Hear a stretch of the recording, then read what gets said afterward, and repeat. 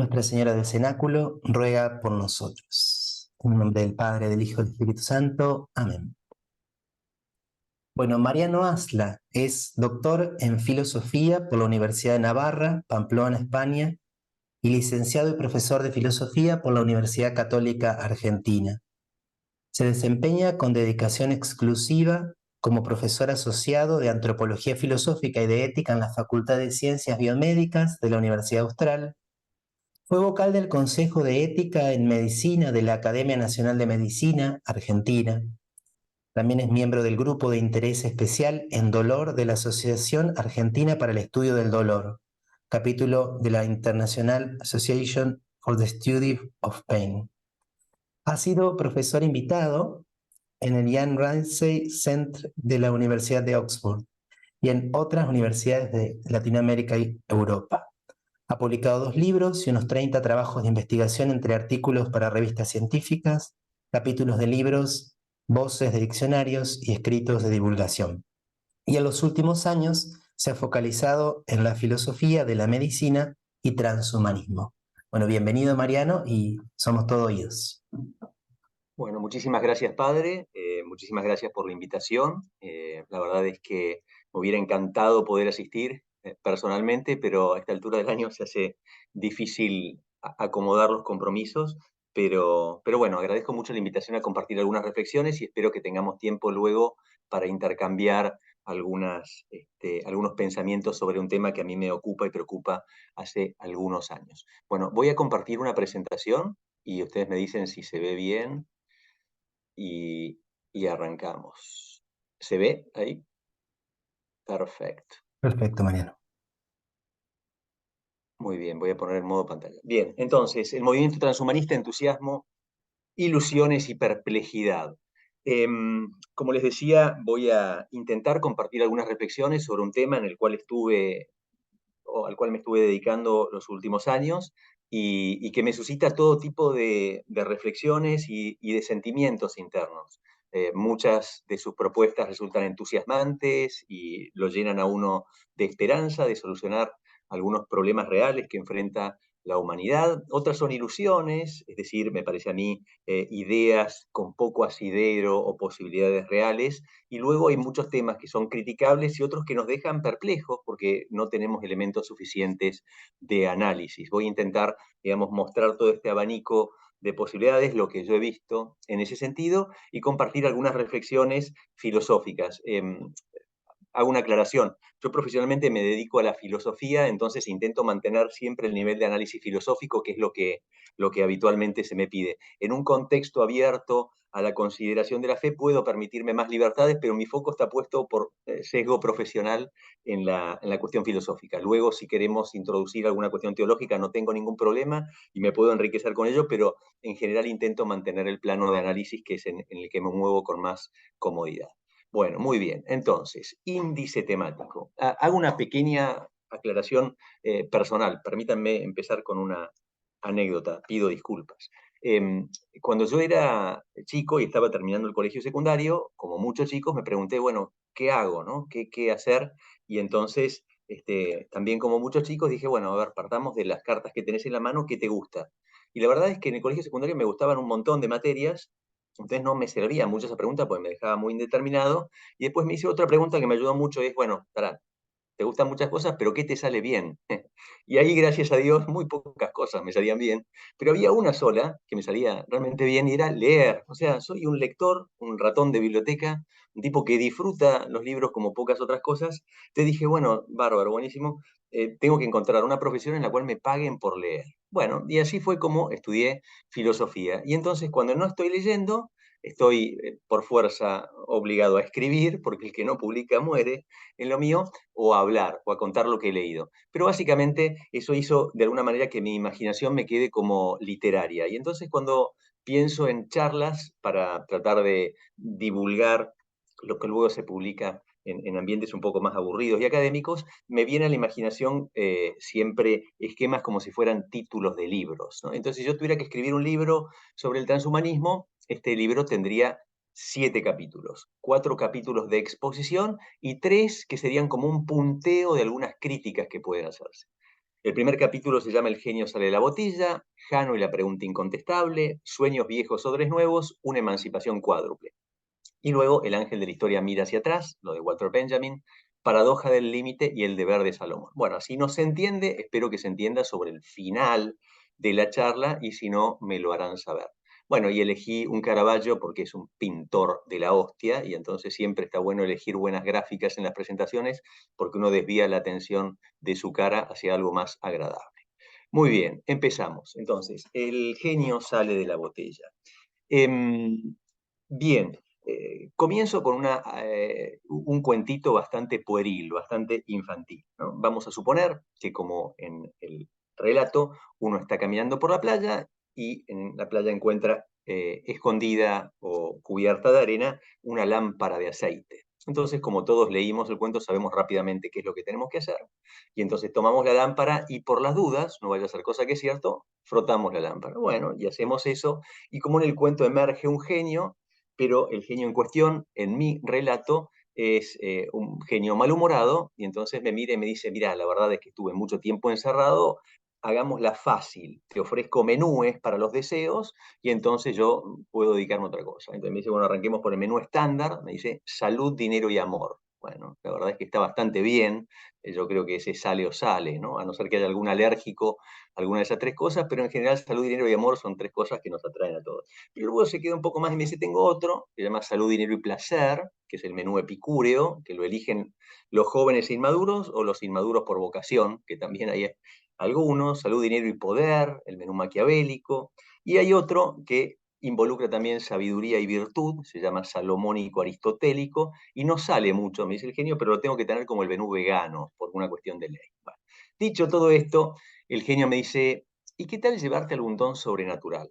¿Qué tal, por ejemplo, poder no envejecer o tener una supermemoria o conexión directa de la mente con Internet o un dominio pleno de las pasiones? Y entonces, a mí me parece que de alguna manera vivimos en un momento histórico en el cual la tecnología muchas veces se presenta como magia, como una especie de genio capaz de superar cualquier límite natural y cumplir todos los sueños o cualquiera de los sueños que tenemos. Pongo un ejemplo de esto que estoy diciendo, de que muchas veces no sabemos qué es lo que la tecnología puede o no y entonces depositamos sobre ella expectativas mágicas. Esta semana encontré 3 titulares en un conocido portal de noticias nacional que a su vez recogía noticias de otros medios extranjeros que tenían 3 noticias que a mí me parece en las cuales los límites de la ciencia no están claros o de la tecnología. La primera es un artículo sobre la posibilidad de crear inteligencia artificial general y fuerte. Inteligencia artificial general significa una inteligencia artificial multitasking, es decir, capaz de múltiples operaciones. Esto sería una inteligencia al modo humano que puede leer un libro, jugar un partido de ajedrez o ir a hacer las compras al supermercado, subir una escalera, atarse los cordones de los zapatos, es decir, muchas cosas al mismo tiempo. Entonces, la posibilidad real de que la inteligencia artificial haga eso hoy es incierta. Y luego estaría el sentido de inteligencia artificial fuerte, que sería una inteligencia artificial autoconsciente, capaz de ponerse sus propios fines, elegir sus propias metas y por lo tanto estaríamos hablando en definitiva de una inteligencia capaz de lograr un estatuto personal. Bueno, sobre esta particular cuestión, la verdad es que cuando uno le pregunta a la gente si esto es posible o no, las opiniones se reparten entre los que dicen que sí y es inevitable, y entonces tienen expectativas positivas o tienen expectativas distópicas y pesimistas, entre los que dicen que no y que es absolutamente imposible y que esto no se va a dar, y los que manifiestan o se manifiestan agnósticos y dicen la verdad es que no tengo la más remota idea. Cuando uno hace esta misma pregunta a los que se autodenominan expertos en el tema, es decir, personas que están trabajando con las manos en la masa en la producción de inteligencia artificial, yo conozco a varios, la verdad es que el escenario se repite. Están los que dicen que sí, y es inevitable y se va a dar a corto plazo, están los que dicen que es absolutamente imposible, y los que manifiestan saber que no saben. Entonces, no sabemos, o la verdad es que es muy difícil saber cuáles son los límites de lo que la tecnología puede permitir. Otra cosa es el famoso viaje a Marte, ¿no? Entonces, ¿vamos a lograr o no acceder a llegar a colonizar el planeta rojo? Bueno, de nuevo, entre los astrónomos, yo tengo también bastante contacto con algunos, se reparte el mismo escenario. Los que sí, los que no y los que manifiestan no saber. Y el tercer punto es la curación del cáncer, o tercera noticia que vi esta semana. Vamos a lograr desarmar la hiperplasia que está debajo de esta enfermedad, vamos a lograr desarmar esa trenza que parece involucrar los mecanismos que tienen que ver con el crecimiento humano normal, con el envejecimiento y con la producción de tumores. La verdad es que es una pregunta abierta. Ahora, ¿por qué no sabemos hacia dónde se dirige la tecnología? Hay múltiples razones. La primera de ellas es la ignorancia de muchas personas respecto del tema, muchas veces también la proliferación de noticias falsas y algún espíritu o intenciones que pueden resultar espurias por parte de lo que lo llevan a cabo, pero la cuestión es que hoy colectivamente, lo que podríamos llamar en el ideario de la cultural o en el horizonte cultural en el cual nos movemos, muchas veces la tecnología se presenta como una especie de entidad mágica que podría cumplir todos los deseos. Ahora, Jano y la pregunta incontestable.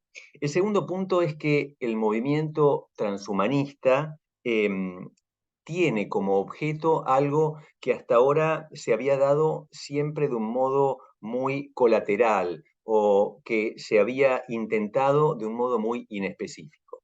Entonces, un transhumanista dirá, hasta ahora la especie humana ha conseguido su éxito sobre la faz de la Tierra porque tiene una capacidad que es o única o desarrollada de un modo único en nuestra especie, y es la posibilidad de transformar el ambiente en que vivimos en un mundo puesto al servicio de nuestras necesidades. Es verdad que hay especies, animales y insectos que modifican mínimamente el ambiente en que viven, pero la especie humana es capaz de torcer el curso de los ríos, colocar techos sobre sus cabezas, utilizar las energías naturales para producir trabajo a nuestro favor. Es decir, la modificación del ambiente que hemos logrado los seres humanos es monumental. Para bien o para mal, vivimos en una época en la cual el rostro de la Tierra se ha transformado a las necesidades nuestras, ¿no? Lo que llaman algunos el antropoceno. No me voy a meter en la cuestión ecológica, pero es un hecho. El mundo es un mundo modificado por la actividad humana.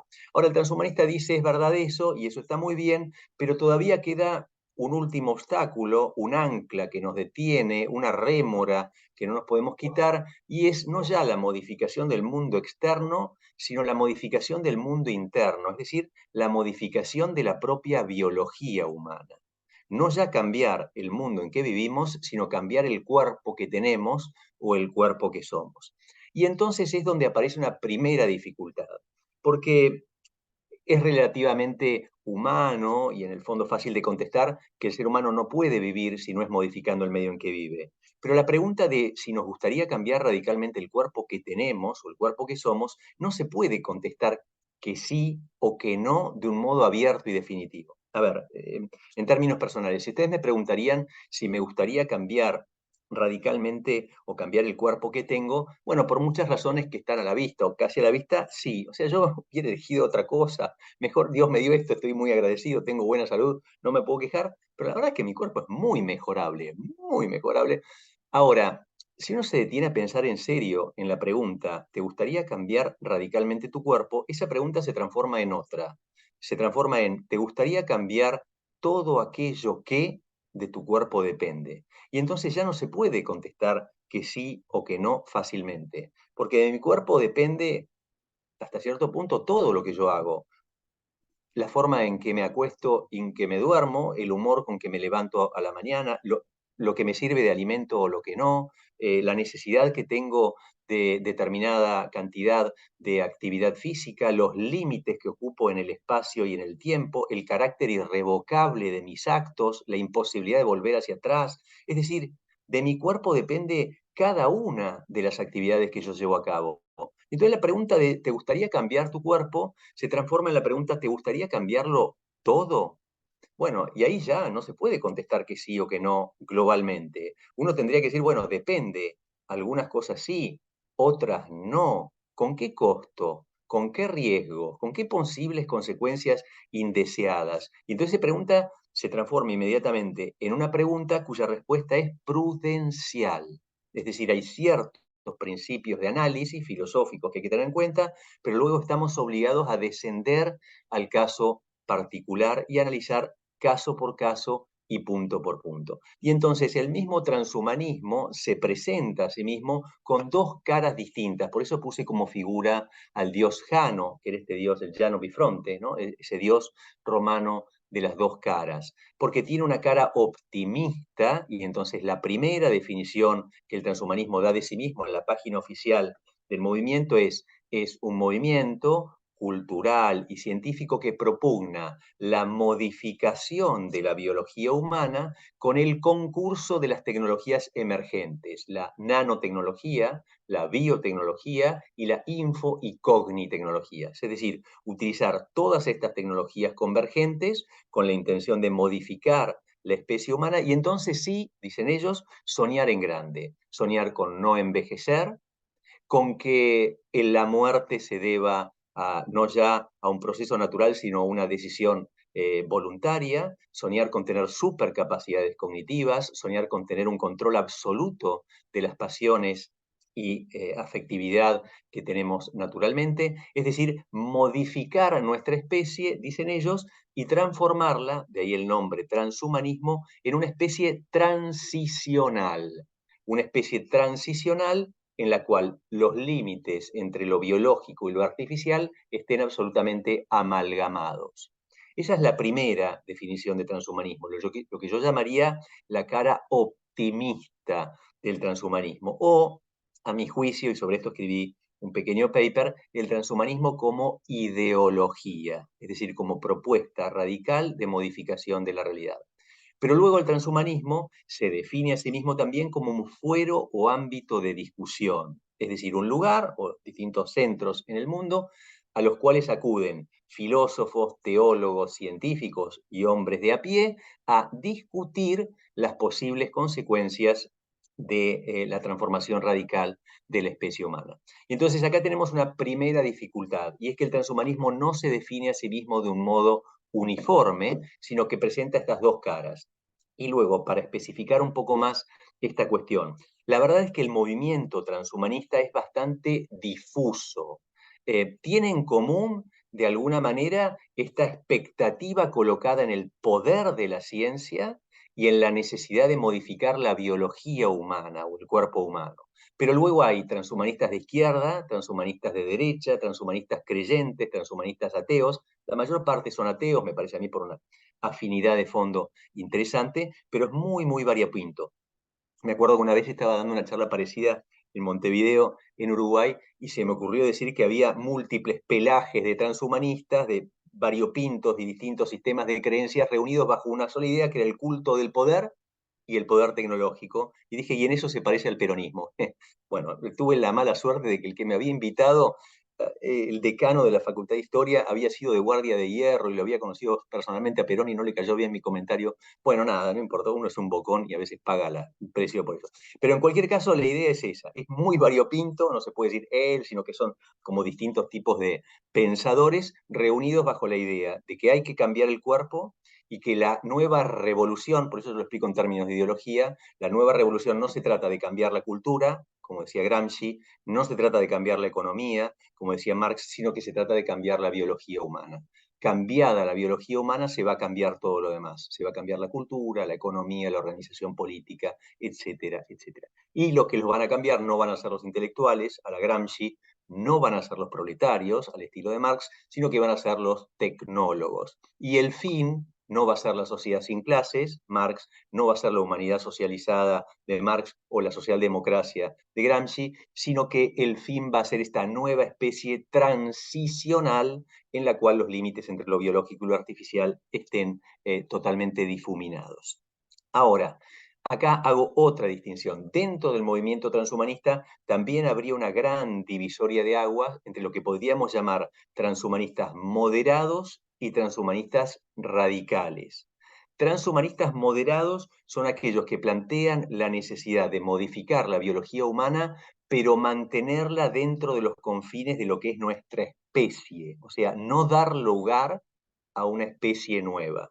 Y transhumanistas radicales son aquellos que dicen que es deseable que la especie humana ceda su lugar a una nueva especie de seres personales que tendrían un cuerpo orgánico irreconocible respecto del que tenemos hoy, o directamente, y esto ya me parece a mí mucho más difícil en términos teóricos o filosóficamente hablando, una nueva especie de seres personales conformados por una mente humana informatizada y corrida en un soporte no biológico. Bueno, eso es ya más cercano al delirio, desde mi punto de vista filosófico, pero hay muchos transhumanistas que llegan hasta ese punto. Este último punto se denomina transferencia mental, y sobre ese tema tengo también algunos escritos publicados si a alguien le interesa. Bien, sueños viejos, acá simplemente a título informativo.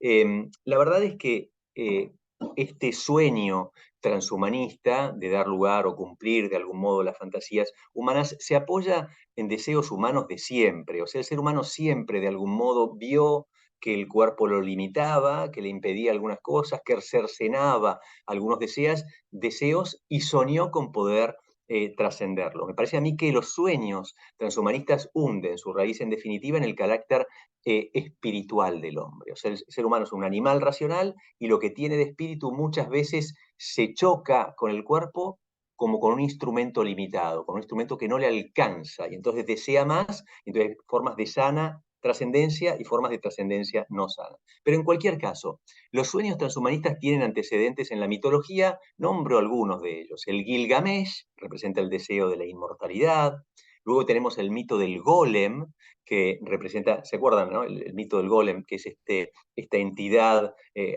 antropomórfica creada por un rabino a fin de que lo asista, sería de algún modo un primer precursor mitológico de la idea de un robot, ¿no? Y cuando uno se pregunta cuál es el sueño humano detrás de la idea de un robot, bueno, para mí es el sueño humano de alguien que labure por uno, ¿no? Yo ayer me pasé corrigiendo parciales durante 9 horas seguidas de 2 cursos, y la verdad es que si tuviera tenido un robot que lo haga, sería fantástico, ¿no? Bueno, luego está Tiresias, que es conocido por muchas cosas en la mitología. Tomo un solo aspecto de su vida interesante, y es que Tiresias tuvo o le dieron los dioses la posibilidad de vivir existencias sucesivas como hombre y como mujer, ¿no? Y después de esto se reunieron unas diosas y le preguntaron quién disfrutaba más el coito, el acto sexual, si el hombre o la mujer. No voy a spoilear el final, pero en cualquier caso sería otro sueño transhumanista, no solo transhumanista, pero también transhumanista, y es este tema de que la identidad, sobre todo la identidad sexual humana, es fluida, no es estable en el tiempo, y un mismo individuo puede ser hombre o mujer a lo largo de carácter fluyente. Luego está Proteo, que era este dios griego que era capaz, bueno, múltiples cosas, pero era capaz de transformar su propia sustancia a aquello que lo rodeaba. No puse una figura porque hay un soneto muy lindo de Borges que se llama Proteo, que no voy a leer porque si no se hace demasiado largo esto, pero que después les recomiendo que lean porque es muy lindo. De Proteo viene proteína, que es este elemento fundamental de la biología, ¿no? Que es como el ladrillito fundamental de la vida. Bueno, y luego está Pigmalión y Galatea, Pigmalión que era un escultor que crea una figura femenina de la cual queda enamorado y le pide a los dioses que le den vida, y los dioses le dan vida, y no voy a spoilear el final para que vayan al mito, pero en cualquier caso uno se da cuenta de que estos deseos humanos que el transhumanismo cree que la ciencia va a conseguir son deseos muy clásicos, que están desde siempre en nuestro corazón. Y luego también no solo hay antecedentes mitológicos de esta propuesta transhumanista, sino que también hay antecedentes reales, técnicos, podríamos decir, o en cierto sentido médicos. Y es esta idea de que en el ser humano lo biológico y lo artificial están, de hecho, amalgamados. Y esto es cierto. O sea, la evolución de la especie humana es una evolución que es biológica y cultural al mismo tiempo, en el sentido de que el cuerpo biológico que tenemos no es un cuerpo que pueda medirse sin más con la naturaleza. O sea, desnudos de tecnología somos inviables. Si no tenemos una ropa que nos cubra, utensilios para poder cortar los alimentos y para no tener que masticarlos, nuestro sistema masticatorio es realmente bastante rudimentario o imperfecto en comparación con otros. Nuestro sistema inmune es bastante malo, por eso tenemos que cocinar los alimentos también. Somos incapaces de digerir celulasa, celulosa, no tenemos la enzima que se llama celulasa. Esto es una gran cuestión en términos biológicos. A ver, el 75% de las plantas nos resultan indigestas. Si tuviéramos esa enzima que se llama celulasa, podríamos comer madera. O sea, nada, no importa. Entonces, como somos biológicamente tan débiles, bueno, ahí hay una correlación. ¿Qué fue primero, el huevo o la gallina? No sé. Pero en el fondo, el desarrollo de la técnica permitió, como una especie de paraguas, que la presión adaptativa del medio no pesara directamente sobre nuestro cuerpo. Y entonces, de alguna manera, el producto final, esto que somos hoy, es el resultado de un proceso coevolutivo, que es biológico y es tecnológico o cultural al mismo tiempo. Para poner un ejemplo, quizás para mí el más gráfico, de la importancia de lo cultural en la constitución de lo que somos, para mí el mejor ejemplo es el lenguaje. O sea, si definimos al hombre como animal racional, y es una definición minimalista, cortita, pero creo yo todavía tiene mucho punch, ¿no? Animales racionales, y dice, bueno, el ser humano es un animal racional, pero el pleno ejercicio de la racionalidad está mediatizado por el lenguaje. Y el lenguaje es un constructo cultural. Entonces, fíjense hasta qué punto la cultura se mete dentro de lo que es un ser humano. Bueno, entonces, es verdad que los límites están interpenetrados, es verdad que la naturaleza no existe desnuda de la cultura, luego la pregunta interesante es cómo negociar esos límites inteligentemente para no dejar de ser quienes somos. Bueno, acá pongo algunos ejemplos de esto, ¿no? El primer ejemplo es de una prótesis del antiguo Egipto, esa prótesis tiene 3.500 años más o menos, y se ve ahí un dedo del pie.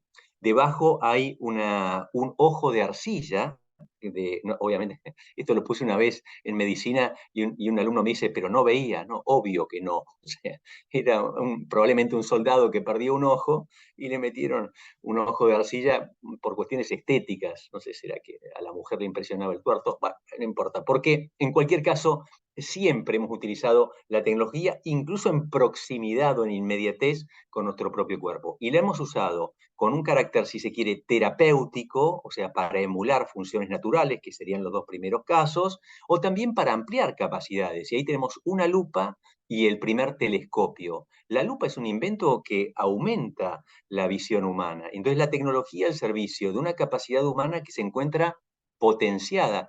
Y la lupa no representa ningún dilema moral, digamos, o el telescopio muchísimo menos. Y luego también, no solo hemos usado la tecnología como auxilio de nuestro cuerpo fuera de nuestro cuerpo, sino que también la hemos utilizado para potenciarnos desde adentro, ¿no? Y ahí pongo el ejemplo del café, que es conocido desde hace centurias como algo que facilita la concentración, también tiene algún efecto sobre la vigilia, sobre el estado de vigilia, etcétera, y de nuevo, no representa ninguna dificultad. El vino, ¿no?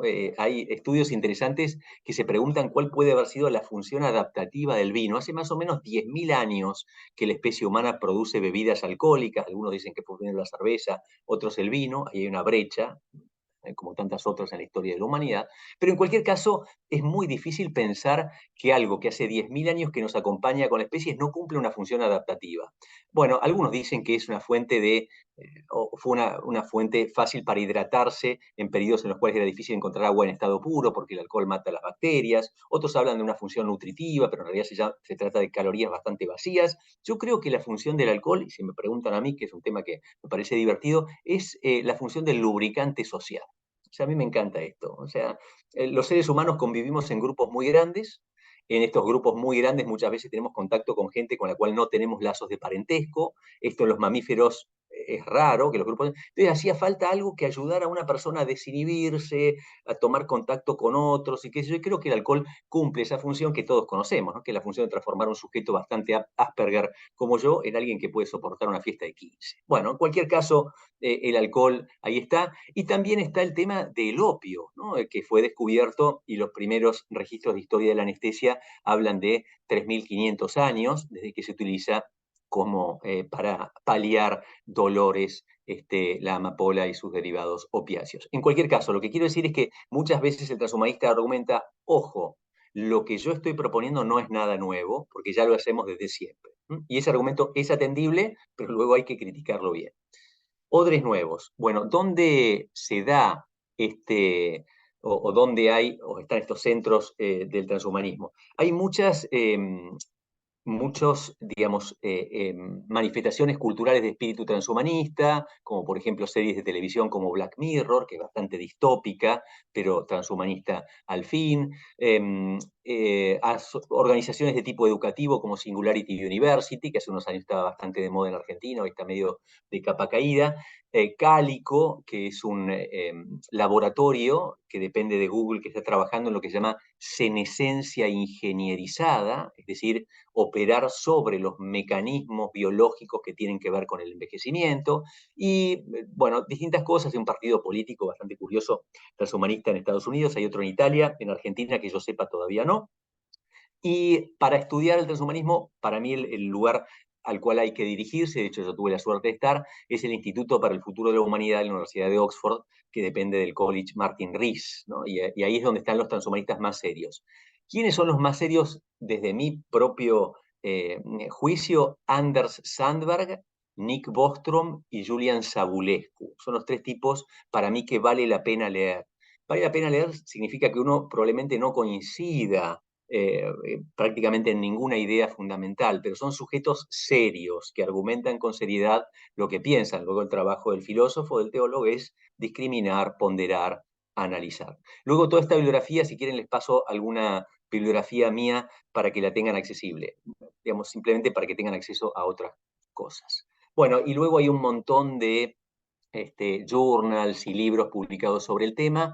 En español a mí me gusta, aunque es muy aséptico en cuanto a la crítica, se podría ser más duro en la crítica, el libro de Antonio Diegues que se llama Transhumanismo. Antonio Diegues es un profesor español de la Universidad de Málaga que se dedicó a la filosofía de la biología, es un tipo muy serio en ese sentido. Yo tuve la oportunidad de conocerlo. Repito, en algunos temas él hace concesiones que yo no haría, pero como primera aproximación al tema, me parece que es un libro que está bien.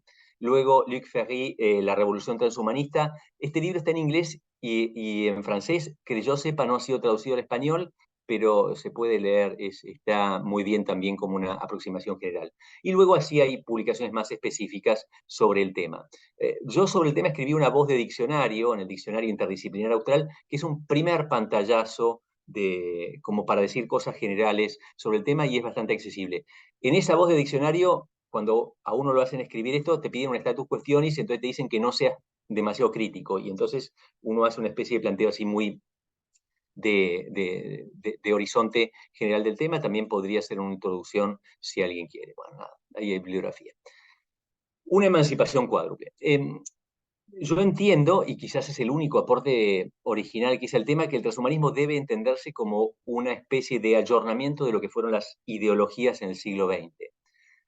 Entiendo ideología en un sentido bastante específico. Entiendo por ideología, y tomo el sentido de un filósofo que se llama Karl Levitt, como una filosofía que se desarrolla en el espacio teórico que se da delimitado por 4 puntos o 4 tesis fundamentales. Entonces, una ideología tendría como 4 postulados fundamentales. El primero es espíritu prometeico. Espíritu prometeico es que el ser humano va a alcanzar su verdadera dimensión emancipándose de Dios. Esto se dio en mayor o menor medida en distintas ideologías. En el marxismo se dio en su punto más elevado. Esto significa el ser humano ocupa el lugar de Dios y se concede el papel de ser creador de sí mismo y en el fondo de ser fin de sí mismo. La humanidad es fin de sí misma hacia adelante en el tiempo y como, digamos, culmine de la revolución comunista, por ejemplo. Pero en cualquier caso, este espíritu prometeico es el ser humano alcanza su verdadera dimensión ocupando el lugar que antes le cedía a Dios. Luego está, derivado de este espíritu prometeico, que es profundamente ateo, la filosofía como praxis. Es decir, si la filosofía para los griegos era contemplación, contemplación significa detenerse a ver lo que hay, porque lo que hay es bueno y valioso y entonces produce resonancias afectivas agradables, de algún modo la contemplación supone que hay algo lindo o verdadero para ver. No habiendo un autor y no habiendo Dios, entonces lo que dice Marx es, siguiendo a Feuerbach, hasta ahora los filósofos se han encargado de contemplar el mundo, nosotros debemos transformarlo. ¿Por qué transformarlo? Porque somos la primera inteligencia que se topa con el mundo. Entonces no vamos a encontrar ahí ningún mensaje. Lo que hay en el mundo es una sopa de letras que tenemos que ordenar para luego sí encontrarle sentido. Entonces el mundo pasa a ser materia prima para la producción humana y no algo que deba ser aceptado o valorado en sí mismo. Y esto es lo que dicen las ideologías, lo que explicita Feuerbach y que toma Marx y que hace suyo el transhumanismo. El transhumanismo dirá, debemos modificar la realidad porque la realidad en sí misma no es valiosa y sobre todo la biología humana. ¿Y cómo se explica esto? Esto se explica medio adaptativamente, porque en el fondo muchos transhumanistas lo que hacen es aceptar de algún modo el postulado de la teoría de la selección natural de que los cambios se producen en las especies de un modo azaroso. Que los cambios se producen de un modo azaroso y aquellos cambios que resultan adaptativos son los que resisten la criba del ambiente, es decir, aquellos que sobreviven, los individuos que sobreviven mejor o que se reproducen mejor, las dos cosas son los que luego pueden hacer heredar sus genes a las generaciones que sigan. Entonces, si la historia adaptativa o evolutiva se explica así, como un cúmulo de casualidades, modificaciones casuales que luego son seleccionadas por el medio, bueno, el resultado final es eso, el resultado de una serie de casualidades. Y si el resultado es el cúmulo de casualidades, entonces ese resultado final no encierra ningún valor en sí mismo. Me acuerdo una vez invité a Diego Golombek, que es un biólogo argentino, a dar una clase a la Academia Nacional de Medicina. Diego es un tipo muy interesante, muy inteligente. Yo no coincido en ninguna tesis filosófica de fondo con él, pero es un tipo muy lúcido. Y hace cronobiología, estudios del sueño, es un tipo muy particular. Me acuerdo que estaba hablando de la teoría de la evolución y dijo, la teoría de la evolución es muy minimalista. Dice, a ver, lo que sucede es que hay cambios y esos cambios se van dando porque sí, y el resultado de hoy es lo que hay. Dijo, es como cuando uno se levanta a las 3 de la mañana a la heladera, fue su ejemplo, y abre y dice, oh, quedan 2 salchichas.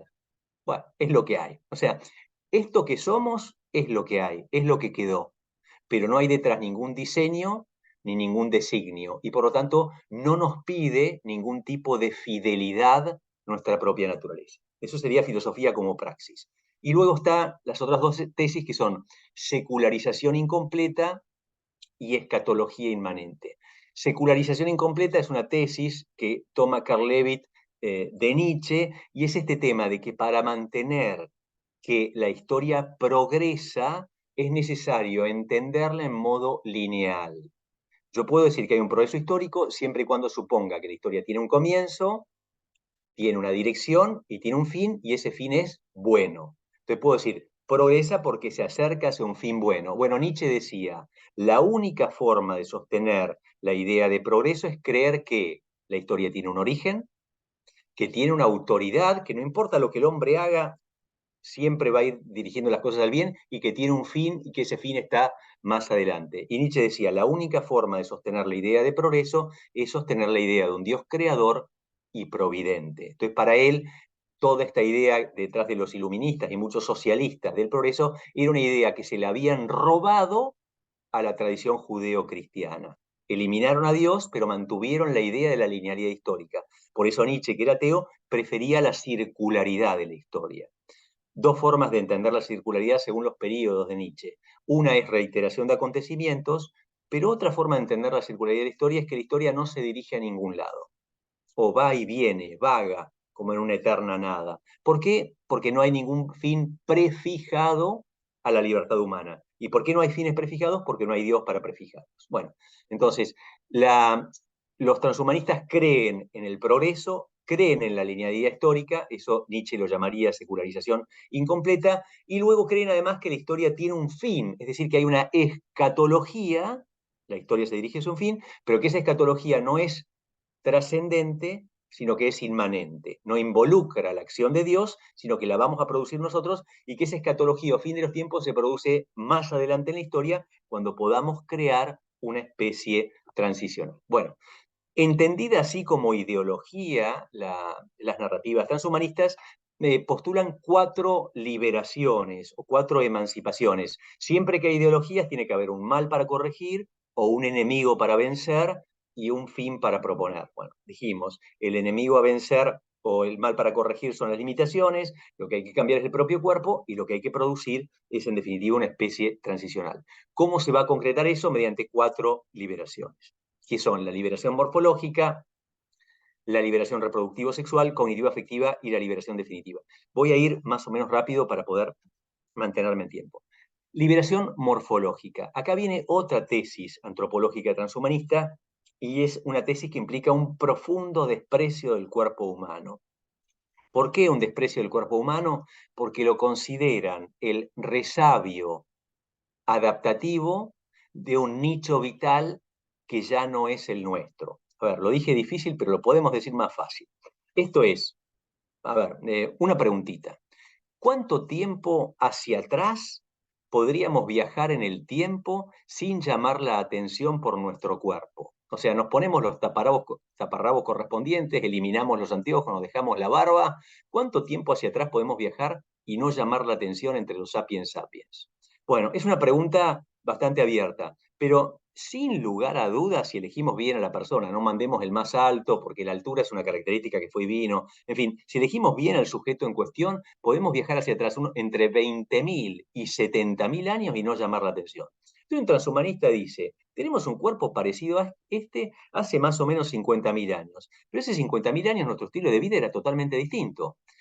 Éramos cazadores y recolectores, o sea, teníamos que caminar un montón todos los días para conseguir alimento, habitábamos en pequeños grupos humanos, nos conocíamos todos, éramos parte de un clan, nos casábamos muy jóvenes, teníamos muchísimos hijos, nos moríamos muy rápido y prácticamente cualquier cosa, y no sobrecargábamos tanto nuestra inteligencia con información innecesaria, no teníamos que extender nuestra empatía más allá de gente que conocíamos prácticamente de toda la vida, es decir, nuestro cuerpo servía para un ambiente que ya no es el nuestro. Hoy vivimos, la expectativa en Argentina de vida es más o menos 72, 75 años, tomamos contacto con cientos, cuando no con miles de personas, con las cuales no tenemos nada que ver, no compartimos muchas veces ni siquiera el idioma, nos movemos tan poquito que tenemos que crear organizaciones o ambientes artificiales para gastar energía inútilmente, como un gimnasio. A mí el gimnasio me vuela la cabeza como fenómeno humano. Son lugares donde vamos a mover fierritos para compensar la inactividad física que provoca el ambiente cómodo que nos da la tecnología. Y entonces es como que estamos desadaptados respecto del medio y por otro lado tenemos sobrecarga laboral, muchas veces anímica, no podemos dormir, utilizamos psicofármacos para controlar nuestros estados de ánimo, es decir, estamos desadaptados. Y entonces, dos salidas. Una salida, me parece a mí más humana, sería, bueno, hagamos una sociedad más humana. No, no es el caso. Lo que dicen ellos es que lo que hay que hacer es modificar nuestro propio cuerpo. Y entonces sí colocarlo al servicio de las nuevas necesidades laborales y al mismo tiempo al servicio de los deseos incumplidos de nuestro propio corazón.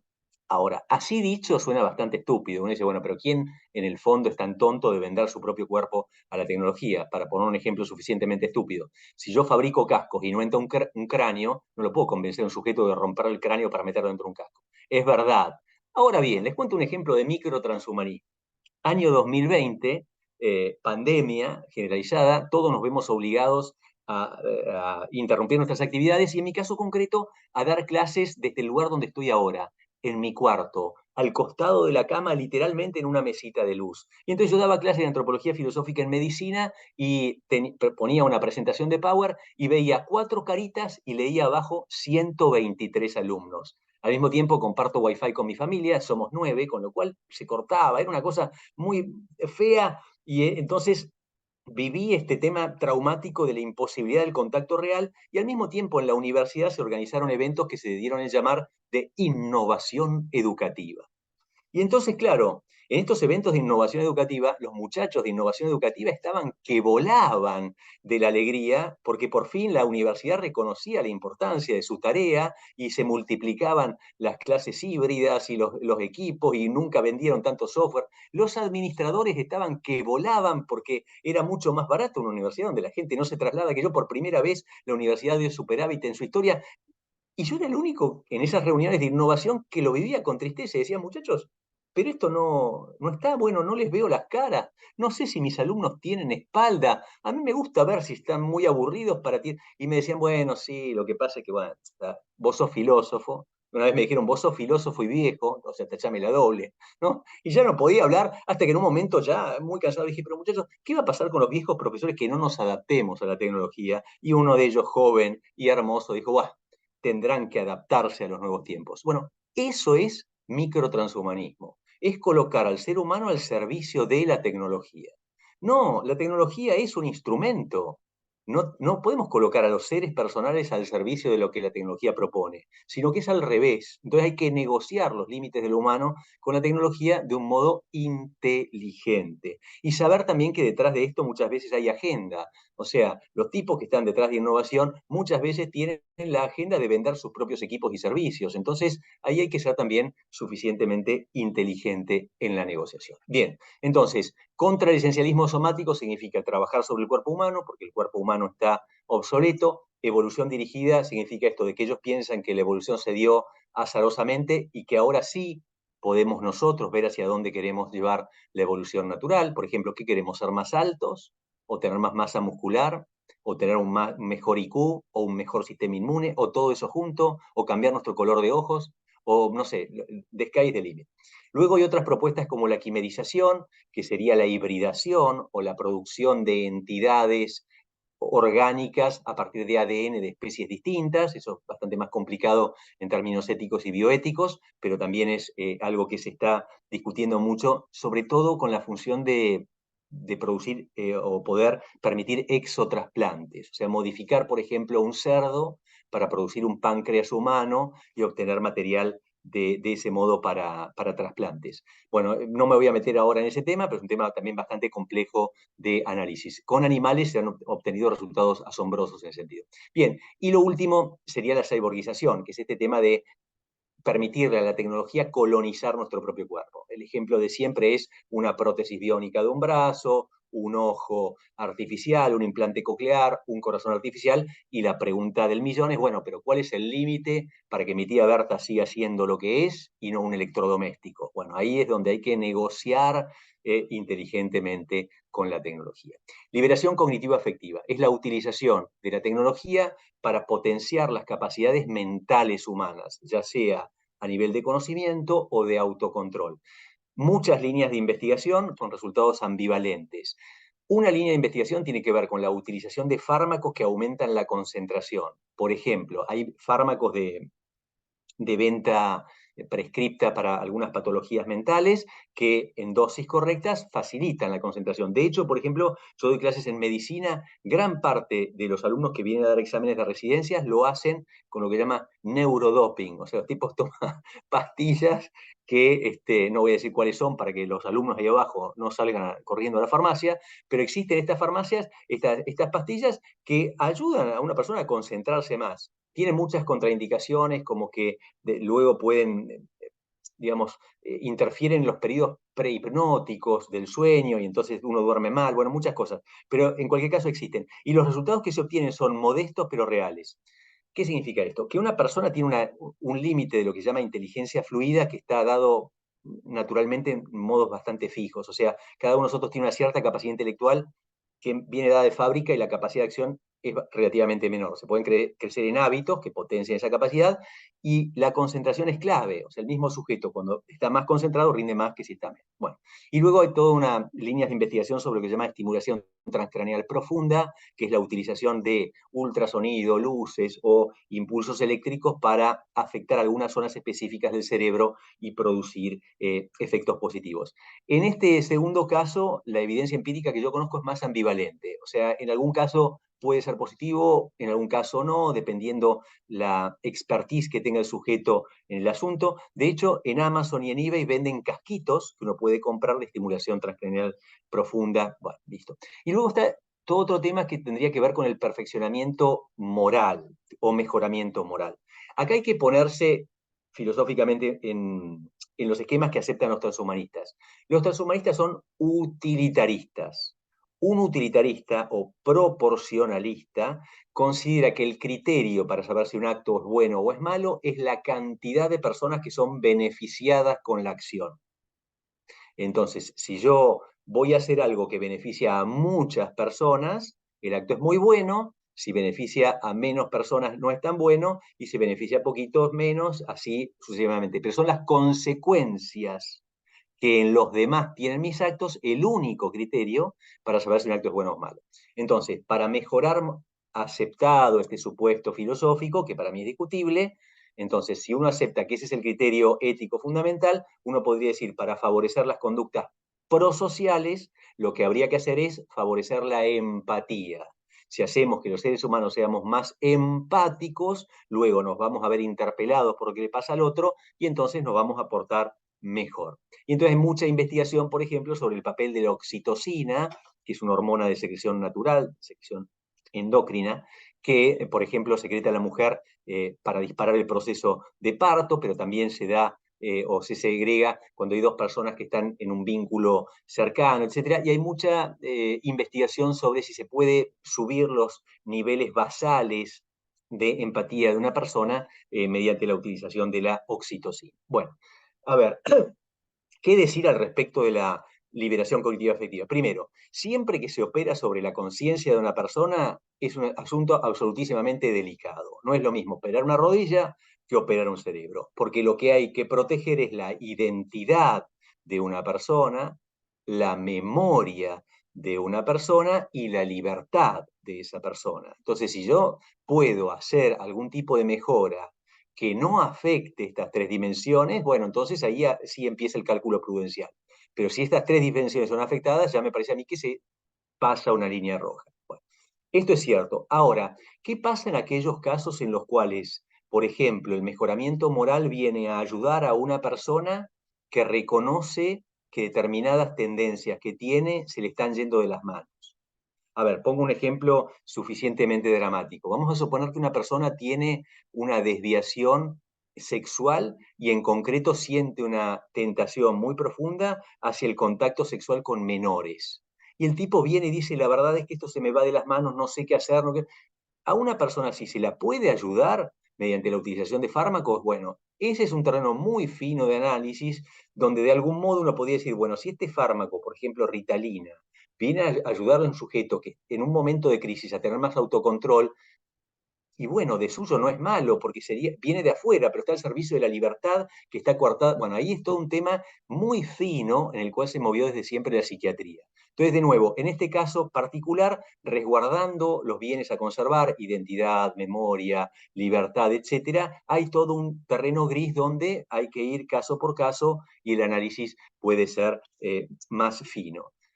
Dicho esto, yo me acuerdo que una vez para ejemplificar esto de cómo hay un terreno en el cual es gris, pero hay otro en el que no, se me ocurrió preguntarle a un alumno mío de medicina, un chico joven, si él aceptaría drogar a una chica para producir en ella un estado mental semejante al enamoramiento. Digo, vos sabés que una droga produce ese estado, le das esta pastillita y ella cree que está enamorada de vos y hace todo lo que vos quieras. Pero digo, ¿le darías esa pastilla? Y el tipo me dice, sí. Ay, me dejó sin ejemplo. Porque la respuesta era no. O sea, porque, bueno, nada. La respuesta es no, porque si vos drogás a una persona para que haga, o sea, no es libre. Pero es verdad también que en algún momento de la vida, una muleta para sostener a una persona, en fin, hay que trabajar el tema con mayor prudencia. Liberación reproductivo sexual. Acá también lo voy a mencionar. Eh, Dos tesis que el transhumanista asume y que no son exclusivamente transhumanistas, pero que él hace propias. La primera es que es necesario liberar a la reproducción de la sexualidad y la segunda a la sexualidad de la reproducción. Vamos a la primera. ¿Por qué reproducción sin sexo? Porque los transhumanistas tienen o son sobre todo eficientistas. Eficientismo significa el mejor resultado posible con el menor costo posible. Y la reproducción humana natural, aunque tiene sus aspectos positivos, es bastante ineficiente. Es ineficiente porque los días que puede quedar embarazada una mujer al mes son muy pocos, el óvulo no vive más de 24 horas, 36, 48 sería casi un verdadero milagro, no vive más que eso el óvulo de una mujer, el espermatozoide en el tracto y en el pH adecuado, que es el tracto vaginal, puede vivir 24, 48, también 72 horas, un súper espermatocito, pero no mucho más que eso, y eso nos da un margen de 5 días, más o menos, que la mujer puede quedar embarazada. Los otros 25 no se puede. A esto se suma otro factor, y es que los varones, en este caso, hemos visto disminuir dramáticamente a lo largo de los últimos 50 años el número de espermatozoides móviles. O sea, tenemos el 50% de espermatozoides móviles que teníamos los varones a principios del siglo XX. Acá, y en Burundi, y en Nueva Zelanda, y en Stanford, en todas partes del mundo, y por causas que no se conocen a ciencia cierta, el número de espermatozoides capaces de producir fecundación en los varones ha disminuido dramáticamente. Y no solo disminuyó, sino que además no sabemos cuál es el piso de esa disminución. Entonces tenemos el óvulo no está siempre disponible. Nos casamos más grandes que nunca. Los hombres tenemos menos espermatozoides móviles. Bueno, el escenario a futuro, proyectando estas tendencias, es una crisis poblacional, no una hiperpoblación. Y esto aparece en revistas como, por ejemplo, The Economist. Yo leía dos interesantes artículos hace unos 15 o 20 días. O sea, se mantienen las tendencias demográficas, vamos a un siglo XXI o XXII en franco decrecimiento poblacional. Entonces los transhumanistas dicen fácil, lo que hay que hacer es separar a la reproducción del sexo y seleccionar perfectamente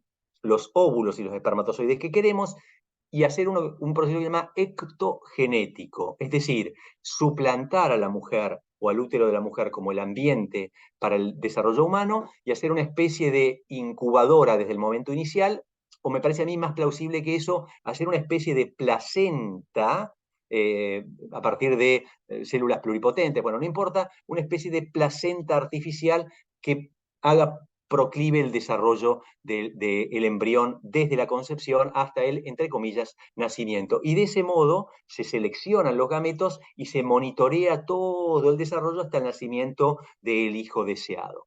Bueno, ¿para qué se hace esto? Para que sea más eficiente, para que impedir la transmisión de enfermedades monogénicas o enfermedades de origen genético como Tay-Sachs o como fibroquística o como diabetes o como tantas otras, y además también para hacer posible lo que se llama eugenesia liberal, es decir, que los padres tengamos injerencia sobre cómo queremos exactamente que sean nuestros hijos. Bueno, esto es todo un tema que merece ser analizado muy seriamente, porque por un lado es cierto que los seres humanos queremos brindarle a nuestros hijos las mejores posibilidades posibles y de algún modo en justicia tenemos que hacerlo, porque no nos pidieron nacer, entonces nos tenemos que hacer cargo y tratar de brindarles lo mejor. Ahora, ¿qué pasa cuando ese lo mejor se traslada incluso a la composición genética? Entonces un autor como Julian Savulescu va a decir, así como estoy obligado a mandar a mi hijo al mejor colegio que puedo pagar, también estoy obligado como padre a darle alguna característica que sé que el mundo en que vivimos valora, por ejemplo, la altura o el coeficiente intelectual. Y entonces, de algún modo, se transforma el hijo en un producto elegido y no en un don aceptado. Y ahí hay un cambio de lógica que me parece a mí que es interesante analizar en términos filosóficos y teológicos. Y la contracara negativa más visible de esto es que si yo hago un culto a las capacidades humanas o a las capacidades del naturus, o del que está, del nasciturus, del que está por nacer, esto no puede sino traer como contrapartida la devaluación de aquel que no reúne esas capacidades. A ver, si yo estoy obligado como padre a buscar el mejor hijo posible, ¿qué pasa, por ejemplo, con los discapacitados? Bueno, lo que pasa, y es lo que está pasando, es que las técnicas de diagnóstico prenatal se transforman inmediatamente en sentencias de muerte. A ver, para ponerlo en términos muy explícitos, creo yo que en términos bioéticos vamos a ser recordados como el momento histórico o el punto de inflexión en el cual terminamos en la especie humana con el síndrome de Down.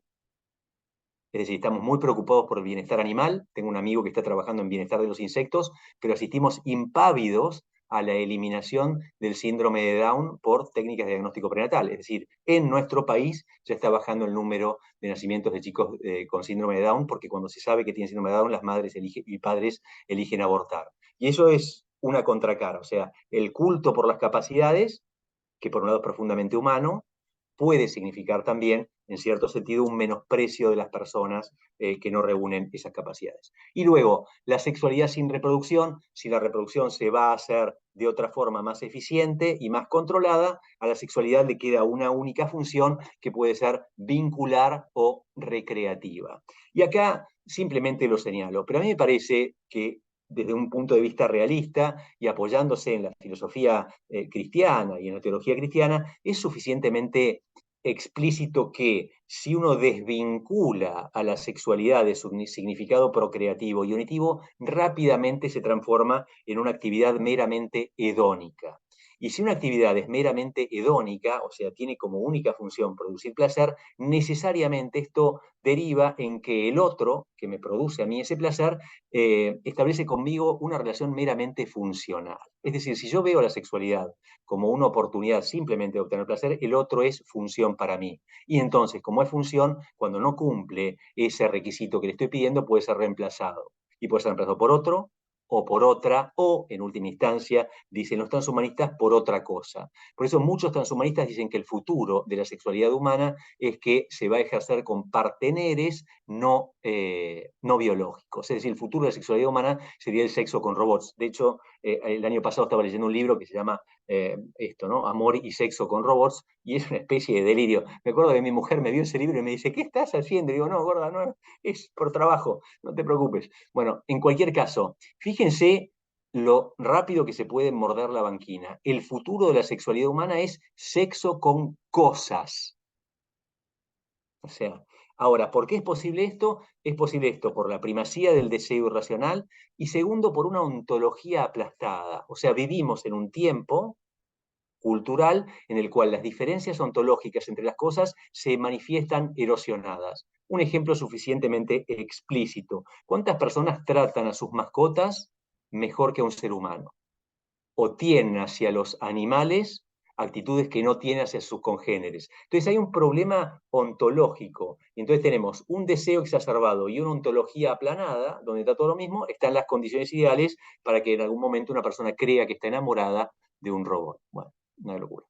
Liberación definitiva, liberación sería liberarnos del yugo de la muerte. ¿Por qué definitiva? Porque es el último, dicen para ellos, de los males que pesa sobre la humanidad, el más radical porque afecta a todo lo que somos y el más universal porque nos afecta a todos. Los transhumanistas dicen que hay dos formas de encarar el problema de la muerte. Una forma biológica, que es modificar la biología humana operando sobre los factores que tienen que ver con la senescencia, largo de los telómeros, esta acumulación de detritos metabólicos, en fin, hay mucha cosa ahí para hablar, pero sería alterar la biología humana para detener el proceso de envejecimiento. Y la otra son los transhumanistas que dicen que la única forma de realmente responder al deseo de inmortalidad es tomar la mente humana y colocarla en un soporte no biológico, tesis que se llama transferencia mental. Bueno, voy a hablar sobre la primera, sobre la segunda tengo 3 papers, si alguien los quiere se los paso, pero es una tesis más delirante. Bien, de entrada cuando uno dice, no, pará, dejar de envejecer es imposible, la ciencia no lo va a lograr nunca, es algo como un círculo cuadrado. Y la verdad es que no, o sea, es algo muy difícil. Yo creo que estamos muy lejos, pero no es inconcebible en términos tecnológicos científicos. Pongo algunos ejemplos de esto. A ver, hay ejemplos de longevidad extrema en la zoología. El primer ejemplo es un tiburón de Noruega que vive 400 años. Entonces, es un tiburón que llega a medir 3,5 metros.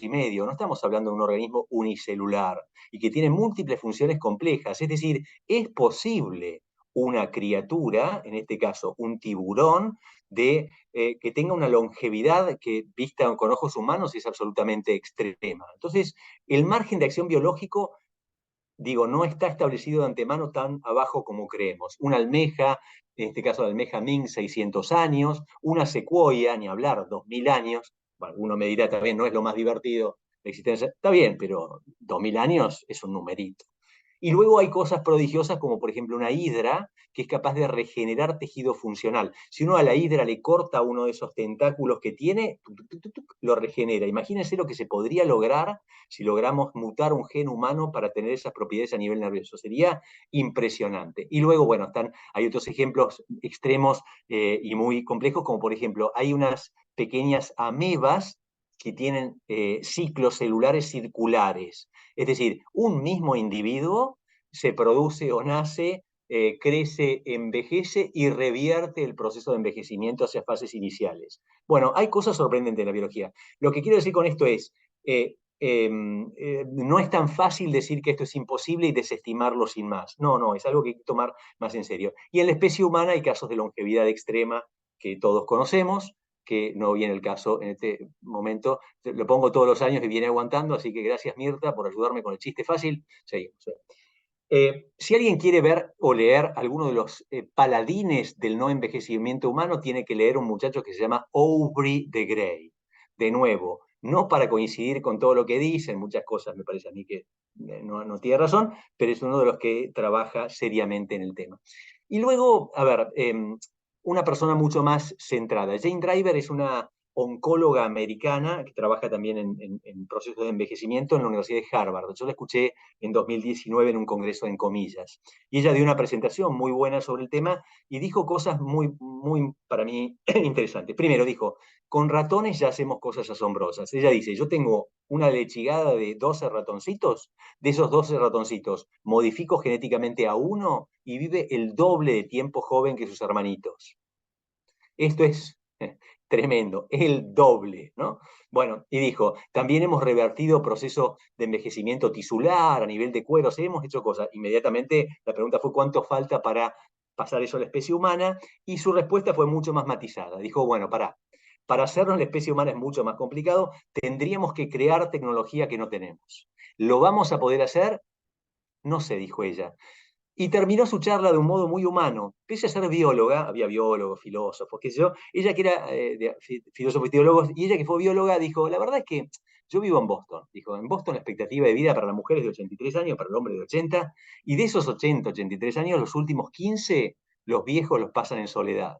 ¿Por qué más bien no invierten en vínculos? Dijo. No, me pareció interesante porque ella, que está laburando sobre el tema, se dio cuenta de que no es tanto vivir mucho tiempo, sino llenarle significado los días que uno tiene. Fue una reflexión linda.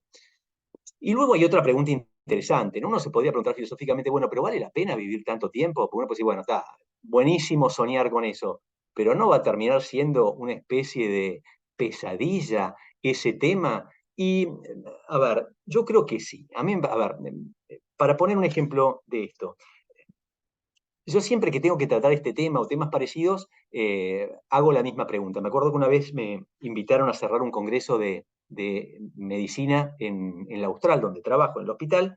El congreso se llamaba El rostro humano del cuidar. Y entonces tenía el auditorio lleno, me habían dado una charla y entonces en esta charla yo quería hablar sobre la finitud como constitutiva de la vida humana y se me ocurrió preguntarle a uno de los que estaba presente en el aula, lo señalé, cosa que no hay que hacer, y lo aprendí ese momento. Entonces lo señalé y le dije, a ver, vos, y era un hombre, tendría unos 45 años, una cosa así, le dije, vos, ¿volverías a elegir a tu esposa si la vida como la conocemos se prolongara indefinidamente? Y el tipo se paró y dijo que sí. Y entonces todo el auditorio se dio vuelta para mirar al perfecto enamorado y yo le pregunté, ¿y por qué? Y me dijo, ¿y por qué está al lado? O sea, le hice la pregunta al único que estaba con la mujer al lado. Increíble. Yo no sé, la mujer era médica, laburaba también en el hospital, y al día de hoy cuando me lo cruzo en el ascensor todavía me dice, ¿cómo me hiciste sufrir? Bueno, ahora, esperen, acá hay un contenido interesante más allá del chiste. ¿Por qué a todos los allí presentes les sorprendió que ese sujeto volviera a elegir a su esposa si nadie sabía con quién estaba casado? Bueno, detrás de esa sorpresa para mí hay una intuición muy profunda. Y es que si uno alarga demasiado esta vida como la conocemos, tarde o temprano nos vamos a aburrir. Pero no es que yo me vaya a aburrir de ustedes, que son gente maravillosa. Yo me voy a aburrir de mí mismo. Va a llegar un momento que digo, muchachos, no me soporto más. Quiero ir al cielo para estar, digamos, con algo que realmente me colme, porque no doy para tanto. Bueno, yo creo que ese es el límite. A mí me parece que si estiramos esto demasiado, va a llegar un momento en el cual se va a tornar insoportable. Es mi intuición, hay gente que tiene otras, pero yo lo veo así. Análisis teórico, y ahora sí voy rápido a 3 o 4 críticas que se pueden hacer al transhumanismo. Primera crítica, tomo esto de Walter Benjamin. El ángel de la historia mira hacia atrás. No voy a introducir la cita porque me voy demasiado largo en el tiempo, pero no sabemos hacia dónde va la historia. O sea, no es cierto que el futuro esté escrito, porque para que el futuro estuviera escrito tendría que existir. Y por definición, el futuro es lo que no existe, porque cuando existe es presente, y una vez que fue presente es pasado y ya no existe más tampoco. Entonces, no tenemos que perder el sueño comprando la agenda de los vendedores de futuro. ¿Qué podemos saber sobre el futuro? Lo mismo que ve el ojo en la oscuridad, nada. Lo que no existe no arroja luz, entonces por lo tanto no podemos tener ninguna seguridad. Dicho esto, no es absurdo desconocer tendencias y uno muchas veces sabe que la pelota va a entrar porque le pegó Messi, ve la comba, o sea, hay tendencias. Ahora bien, que existan tendencias no significa que el futuro esté escrito, ni para bien ni para mal. Es un error ontológico considerar que el futuro existe. De ese error ontológico se deriva un error epistémico. El futuro existe, creen algunos, y yo sé, nivel epistémico, hacia dónde va. No es cierto, ni la tesis 1 ni la 2. El futuro no existe y no sabemos dónde vamos. Y por último, hay un error antropológico y ético. Si yo creo que el futuro existe, que lo conozco y que es bueno, desconozco en el ser humano una tremenda capacidad que se llama libertad y es la libertad de hacer las cosas mal.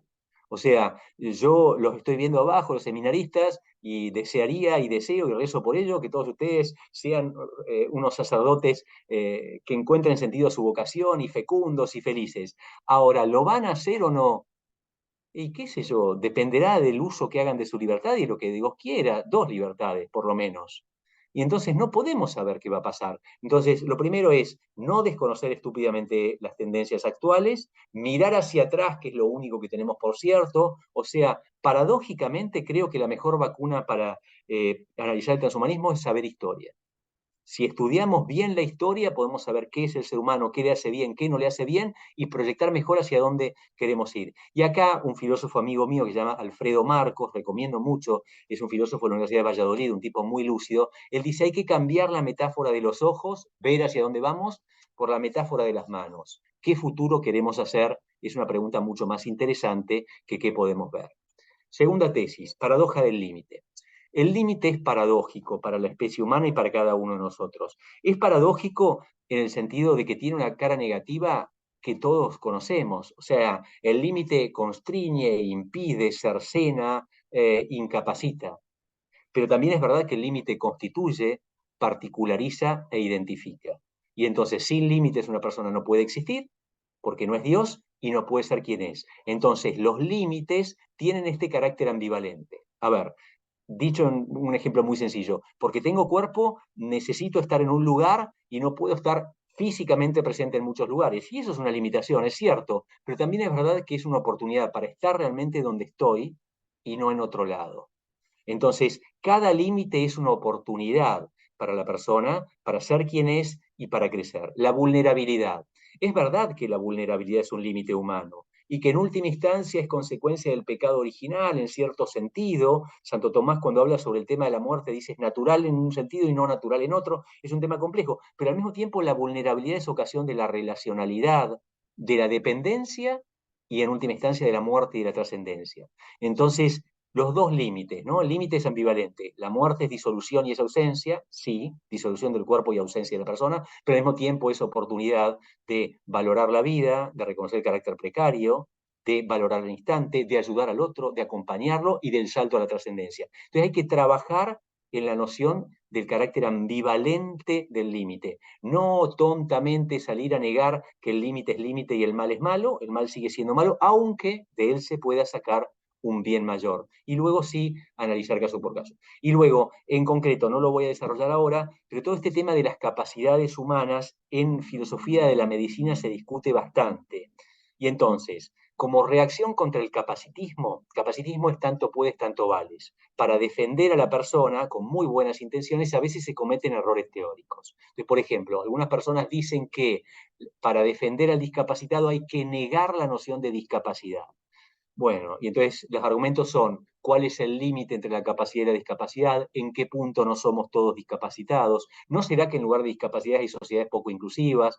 Y entonces en una sociedad donde no haya suficientes rampas y sillas de ruedas no habría discapacitados motrices. Bueno, yo creo que es una falsa disyunción. O sea, yo entiendo que hay que valorar a la persona por lo que es y no por sus capacidades.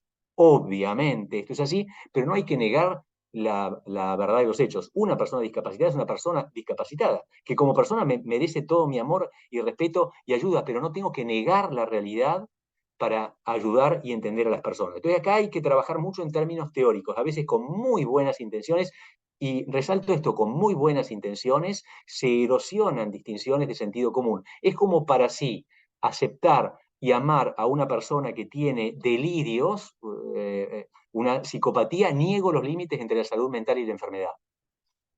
No tengo que hacer eso. Yo puedo seguir queriendo a una persona y reconocer que tiene una enfermedad mental como cualquiera de nosotros podría tenerla. Entonces es un punto que para mí es, en filosofía de la medicina y de la biología, bastante crucial. Y luego, el deber de Salomón. O Quedan sea, listo, últimos 3 minutos. Nos va a tocar enfrentar este tipo de temas, algunos sí, otros no, porque son demasiado delirantes, pero en el fondo me parece a mí que una posición tomada al respecto debe tener ciertos principios. Esos principios de juicio son, primero, podríamos hablar de críticas al movimiento transhumanista y a grosso modo se podrían dividir en dos grandes familias, críticas por izquierda y críticas por derecha. Las denominadas críticas por izquierda son las más usuales y son las que tienen que ver con la inequidad y son las que la gente entiende mejor. O sea, si yo digo, yo he visto cómo en nuestro país se ha diferenciado mucho más que antes los resultados de la educación privada y pública, y eso aumentó la inequidad. La escuela pública como factor de equidad hoy está en retroceso lamentablemente en nuestro país. ¿Cuánto más no va a crecer la inequidad si yo puedo modificar genéticamente a mis hijos? De no ya solo pagarles un colegio bilingüe, sino hacerlos realmente más inteligentes. ¿No iremos a una sociedad de modificados perfectos y no modificados estándar? Bueno, esa es una crítica que hay que hacerse. Segundo es la eliminación de lo que Fukuyama llama el factor X, que es ese factor común que nos permite entendernos a los seres humanos a pesar de las diferencias culturales. Ejemplo sencillo, uno llega a Burundi y la gente te sonríe. Una sonrisa es entendible porque en el fondo es un gesto humano precultural. Y entonces uno entiende una cara de dolor de panza o entiende una relación materno-filial independientemente de que sea en Rusia, en Stanford o en Berazategui. Si cambiamos el cuerpo, vamos a estar cambiando ese denominador común entre los seres humanos y eso es muy peligroso porque luego no vamos a tener elementos para la comunidad y para la comunicación si alteramos eso común. Y luego está lo que se llaman críticas por derecha, que son aquellos que dicen que la naturaleza humana tiene algún valor digno de ser conservado. Digno de ser conservado porque ha sido creado por Dios, yo creo que eso es cierto, sería una perspectiva fundacionalista, pero otros tipos que no creen en Dios dicen, no, para, ¿es digno de ser conservado? Porque es un diseño robusto. O sea, muchos tipos dicen, la naturaleza humana le viene peleando al ambiente desde hace 150.000 años y lo hace bien. No lo modifiquemos porque no sabemos cómo lo vamos a hacer, capaz que terminamos pudriendo la fruta. Es un planteo de precaución. Y otros están los que dicen principio de parcialidad humana. Esto es, tenemos derecho a querer conservar la naturaleza humana como es, no porque sea la mejor naturaleza humana, sino porque es la nuestra. Esto sería como decir, yo tengo derecho a querer a mis hijos no porque sean el mejor ejemplar de la humanidad, no podrían serlo si son hijos míos. Tengo derecho a quererlos porque son los míos. Y entonces puede decir, yo tengo derecho a querer conservar la naturaleza humana como es, simplemente porque estoy encariñado, porque es la mía, y no es un argumento menor. Y el último punto, para mí interesante, es la eliminación del patrón de medida. Esta es una crítica de Hans Jonas, el filósofo alemán. Él dice, ojo, que si alteramos profundamente la naturaleza humana, estamos alterando el patrón de medida para cualquier evaluación moral. Pongo un ejemplo sencillo. No mentir. ¿Por qué es un mandamiento en la tradición judeocristiana, pero además es una regla implícita o explícita en todas las sociedades que conocemos el tema de no mentir? Fácil, porque somos seres muy necesitados, altísimamente cooperativos y no omniscientes. Entonces, no podemos valernos solos para sobrevivir y no somos omniscientes. Como no somos omniscientes y no podemos valernos solos, tenemos que confiar entre nosotros. Y porque tenemos que confiar entre nosotros, sabemos que si mentimos es lo que prohíbe o que impide la confianza. Entonces, no mentir no es la imposición arbitraria de un Dios que quería ver cómo nos complicaba la vida. Emana de nuestra propia condición de mamíferos conscientes, no omniscientes, en definitiva. Entonces, de algún modo, si alteramos la naturaleza humana, nos vamos a quedar sin patrón contra el cual medir qué está bien y qué está mal, y eso es empobrecedor axiológicamente. Listo, yo con esto dejo y abro al diálogo, y si hubiera preguntas o u objeciones, u observaciones, o aportes. Adelante. Bueno, Mariano, antes que nada, muchas gracias. Como siempre, excelente, impecable, muy claro, que haya mucho contenido. Primero, hacemos un espacio, por ahí, si los alumnos de filosofía del seminario Problemática Filosófica tienen alguna pregunta, la pueden formular ellos primero, también porque el espacio-tiempo es limitado. Y si los alumnos no tuvieran alguna pregunta, también todos los demás pueden levantar la mano y les habilito el micrófono para que lo puedan hacer.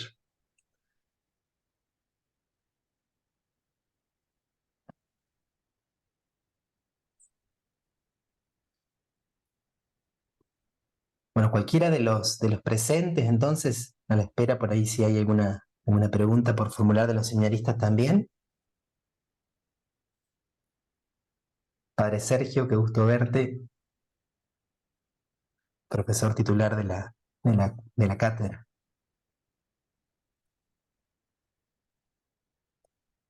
Néstor, Quiere ahí, habilitar su micrófono. sí, ahí está Néstor. Hola, buen día. ¿Qué tal? A todos. Hola, Néstor. Muchas gracias, Mariano. Muy claro todo, muy preciso. La verdad que encantador el desarrollo y como nos pasa a todos, imagino que te quedaste con un montón de cosas por apretado el tiempo, ¿no? Así exactamente nos pasa a todos. Lástima porque hay temas que uno desearía profundamente ir más a fondo. Dos cuestiones. Una, vos dijiste que como filósofo amamos la lectura y patatín patatán. Por favor, pasanos la bibliografía, ¿sí? De tus artículos y de los libros que aparecieron en el PowerPoint, así lo sumamos a nuestra biblioteca, a la biblioteca del seminario, y podemos leer y profundizar un poquito más, ¿sí? Eso me parece muy importante y una dádiva que los docentes generalmente damos, ¿no? Nuestros libros son para compartir nuestras lecturas. Eso te pediría, por favor. Así Excelente. los propios profesores después empezamos a robarte un poco. Podemos robar con cariño, ¿no? Obvio, obviamente. Bueno, mi pregunta es la siguiente. Una de las cosas que vos propusiste allí dando vueltas es a dónde se dirige, ¿no? Todo esto. Hay el late detrás de la exposición, esta idea teleológica de a dónde vamos con todo esto. Y después vos dijiste usando Benjamin que no podemos ir para el futuro y que en todo caso lo que tenemos que hablar son de tendencias, ¿no? No podemos adivinar, no sabemos hacia dónde va, pero no obstante podemos intuir un par, yo por lo menos intuyo un par de tendencias que me gustaría que vos me corrijas o las mejores. Una sería que si vamos por este lado, iríamos hacia desigualdades insoportables, y la otra tendencia sería que iríamos hacia una uniformación total, ¿no? Siguiendo este camino. Por desigualdades inaguantables es parte de lo último que vos dijiste.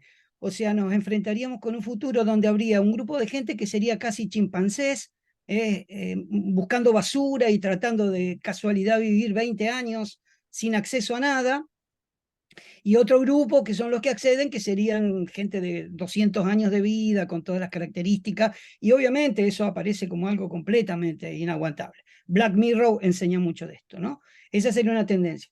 Y la otra tendencia es la uniformación total, según yo lo veo, porque los que accederían a los beneficios, ¿sí?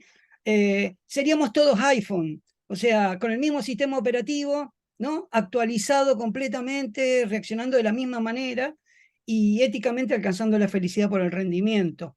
Entonces, me gustaría que vos reflexiones sobre si es posible o vos ves estas dos tendencias y si, como vos decías, prudencialmente se puede pensar esto de otra manera y cristianamente también, ¿no? Bien, bueno, excelente, Néstor, te agradezco mucho la pregunta, muy buena.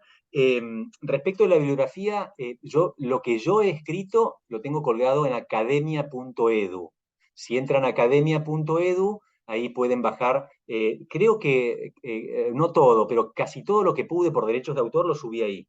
De todos modos, después el padre Leandro, si me manda un correo electrónico, yo le puedo facilitar acceso a un Dropbox con literatura transhumanista, si querés ya meterte en los autores más, y no tengo problema en compartirlo porque, digamos, de eso se trata, ¿no? Todo el que escribe lo hace con la ilusión de que lo lean, ¿no? Y yo me pongo contento cada vez que me lee mi mamá, así que imagínate que, bueno, te agradezco mucho el interés. Después, ¿hacia dónde se dirige? Coincido con vos en las dos tendencias que señalaste y me parece que son dos escenarios plausibles atendiendo a lo que sucede hoy, a lo que hicimos en la historia y a los instrumentos que estamos creando. Por ejemplo, Yuval Harari, que es, digamos, conocido por muchas predicciones, es un tipo ambivalente, de nuevo. Tiene cosas para mí muy interesantes. Fue uno de los pocos que se animó a predecir que estábamos cerca de un evento catastrófico mundial, tipo pandemia, dijo él en algún momento, y en ese sentido es un tipo interesante. Luego, vamos, hay muchas cosas criticables. Yuval dice muchas cosas que el mundo quiere escuchar, y entonces cuando vos surfeás una ola, te podés dar el lujo de no tener que nadar, ¿no? Porque, entonces tiene sus cosas, pero es un tipo interesante. Él plantea este tema de inequidades insoportables y sobre todo lo vincula al tema del futuro del trabajo. Él dice que vamos a un escenario en el cual solamente personas hipercapacitadas van a acceder al mundo del trabajo y que los demás van a tener que ser mantenidos por una especie de dádiva o de derecho universal al alimento. Y él, en el peor de los escenarios posibles, se imagina una inmensa masa de personas inactivas, sin un trabajo profesional necesario, y dedicadas, dice él, a los juegos electrónicos y a las drogas. Un escenario espantoso, ¿no? Pero bueno, ese es, digamos, un escenario posible, aumentar las inequidades y en el fondo lo que Francisco llama la cultura de la exclusión, me parece que ahí tiene un punto interesante, o sea, pensar un mundo más humano es pensar un mundo que incluya a todas las personas con sus distintas posibilidades. Muchos otros, Francis Fukuyama también va por el lado de las líneas que la crítica que vos hacés. Él dice, para que haya democracia tiene que haber iguales. Y si somos tan desiguales, esa desigualdad va a impedir el vínculo de cohesión democrática entre las personas. Sí, creo yo que es un peligro latente. Me parece que tiene a su favor que es el peligro que mayor sensibilidad causa. O sea, si vos hablás, como yo hablé, de algo que a mí me parece espantoso, que es seleccionar a las personas por capacidades y la desaparición del síndrome de Down, yo se los cuento a mis alumnos más jóvenes y la verdad es que no se les mueve un pelo. Ahora, si hablas de inequidades, sí. Entonces, me parece que ese tipo de críticas que vos, me parece que tenemos más sensibilidad para advertir que eso está mal y que es indeseable. Luego, el escenario de la uniformidad es también una posibilidad porque estamos moldeados en definitiva por los mismos agentes de poder que no serían ya los estados, sino estas mega empresas que son transnacionales, etcétera. Sí, es una posibilidad. Yo creo que el deseo humano y las posibilidades técnicas tienen bastante de expansivo. A ver, para poner un ejemplo medio tonto, cuando en la década del 1980, finales de 80, principios de los 90, en Argentina, los que son más viejitos se acordarán, los demás créannos, se puso de moda un tipo de cirugía estética que hacía que todas las chicas parecieran la misma. O sea, se operaban y quedaban todas iguales. Y vos decís lo lindo, en definitiva, de la mujer es la variedad también, ¿no? Bueno, y eso fue, pero después rápidamente empezaron a darse cuenta los cirujanos plásticos que esto no tenía sentido y empezaron a buscar como su sello propio. Yo no le temo tanto a esa uniformidad monolítica porque creo que la capacidad de ser humano es muy expansiva y que la tecnología permite muchas cosas. No obstante, sí me asusta a mí el tema de la eugenesia liberal. O sea, este tema de que los padres, se les dé a los padres la posibilidad de alterar genéticamente a sus hijos, esto se denomina eugenesia liberal, me parece que es algo que no quisiera yo para el futuro de la humanidad y que hay que analizar críticamente. Hace unos meses en la Universidad de La Laguna me invitaron como jurado a una tesis doctoral sobre este mismo tema. Un chico español defendió una tesis sobre este tema y me llegó la invitación. Dije que sí, entusiasmadísimo, pensando que me iban a mandar el pasaje y me mandaron un link de Zoom. Fue una desilusión enorme. Bueno, en cualquier caso, este chico hizo una tesis muy buena sobre eugenesia liberal, pero nada crítica, nada, cero crítica. Hizo un pantallazo excelente de las posiciones y luego cuando tenía que criticar, dice, bueno, algunos le critican esto y aquello, diciendo que son parecidas a la eugenesia nazi, pero no tiene nada que ver con la eugenesia nazi porque no está a cargo del Estado, punto uno, porque no hay una idea monolítica de perfección, sino múltiples, y porque en definitiva se respeta el derecho de los padres. Esas tres cosas son ciertas, pero para mí no van a la esencia de por qué está mal la eugenesia. Y entonces ahí hay mucho tema para, para reflexionar y para, digamos, para profundizar. Tiene que ver, en el fondo, a mí con la lógica del don del hijo, que es una cuestión filosófica. Por ejemplo, Michael Sandel, un filósofo americano de la Universidad de Harvard, tiene un libro interesante que se llama The Case Against Perfection, algo así como el juicio contra la perfección. En español no sé si ha sido traducido, pero en cualquier caso en inglés es fácil de conseguir y PDF se consigue, The Case Against Perfection, donde él toma todo este tema de cómo reemplazar la lógica del hijo como un don de Dios o de la vida por la lógica del hijo como un producto. Son dos lógicas excluyentes, dice él. Son dos lógicas que en el fondo apuntan en sentido contrario, y sería en el fondo inhumano reemplazar una por otra. Hablaba con el padre Leandro antes de empezar la clase. Yo creo que una respuesta esencial y necesaria para hablar o para polemizar con el transhumanismo es la teología del cuerpo. Me parece que Juan Pablo II ahí se anticipó a muchas bombas que nos van a explotar en la cara, y que una respuesta cabal exige entender el valor teológico del cuerpo humano. Ojo, es un trabajo re difícil. Primero porque Juan Pablo II para mí escribía difícil para el lenguaje contemporáneo, y segundo porque la historia del cuerpo humano también está ligada a la historia del pecado original. Entonces ahí hay que meterse en un terreno muy, muy lindo, apasionante, pero difícil. Pero creo yo que la respuesta última está ahí, y a nivel filosófico nos quedamos como en la antesala de la respuesta última. Pero nada, coincido con vos. Y después Byung-Chul Han también tiene muchas críticas en el sentido de lo que vos dijiste, quizás inspiraban tus palabras. Pero te agradezco mucho las observaciones. Gracias, Néstor, por la pregunta. Gracias, Mariano. Excelente la respuesta. ¿Tenemos tiempo, Mariano, para una pregunta más? Dale, dale. Si hubiera, si no, yo tengo una, pero le doy paso a cualquiera de los presentes. ¿Quiere levantar? Si levanta la mano, le habilito el micrófono. ¿Los seminaristas? Bien, ahí va. Ahí ¿Están está. despiertos? Sí, ahí están. ¿Escucha? Hola. ¿Escucha? Bien. Gracias, Mariano, por la exposición, la verdad que muy interesante. Conocer sobre este tema. Yo por ahí a principio de año había investigado un poco, y después para el trabajo, bueno, con el padre Sergio arrancamos la materia de este año eligiendo una temática para desarrollar un trabajo durante el año.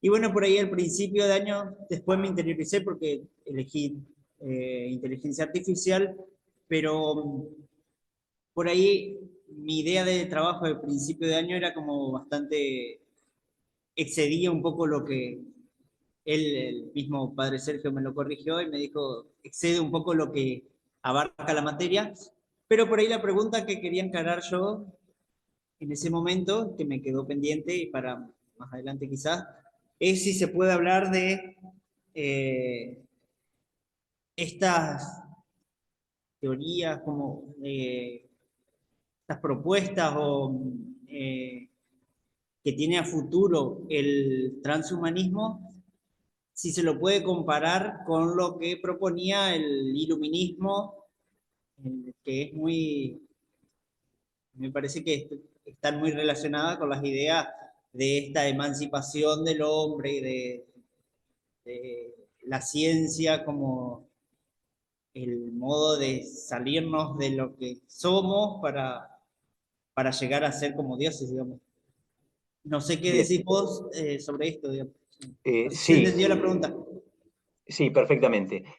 Sí, coincido con tu observación. A mí me parece que en lo que el transhumanismo tiene de ideología, que ahí es esta tesis que yo defiendo en un artículo particular y que tiene esos 4 elementos que señalaba, sí es hijo claro del iluminismo. Nick Bostrom, por ejemplo, lo va a admitir explícitamente. Él va a decir, somos un producto del iluminismo y de la ilustración en un sentido amplio, y sobre todo con esta tesis de la idea de progreso, de que la humanidad necesariamente progresa y que ese progreso es emancipatorio y es del hombre por sí mismo, y que se redime. En última instancia, a mí me parece que sí. Luego, también es tema de discusión dentro del, del transhumanismo si se puede hablar o no de progreso.